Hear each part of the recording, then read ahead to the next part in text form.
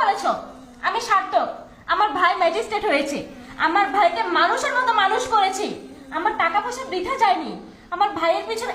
ও, তুমি তো একটু আগে নিজেই বললে আমি নাকি হাজার হাজার টাকা খরচ করে আমার ভাইয়ের লেখাপড়ার পিছনে, কিন্তু আমার ভাই কখনো একটা ভালো খবর দিতে পারে না, একটা চাকরি পায় না। আজ দেখো তোমার ওই কথাগুলো মিথ্যে প্রমাণ হলো।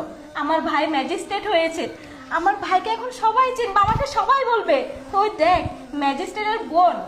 এই, তোর মতো অমানুষকে কি বলবো, তুই তো আসলে মানুষই না। তোর সাথে কথা বলতেও না আমার ঘৃণা লাগছে। এই, তোমার বাসা থেকে বের হ, বের হ বলছি।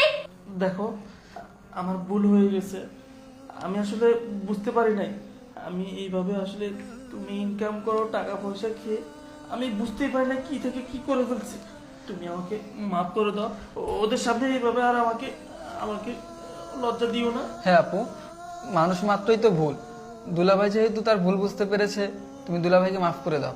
আমরা ওনার কথা কিছু মনে করিনি।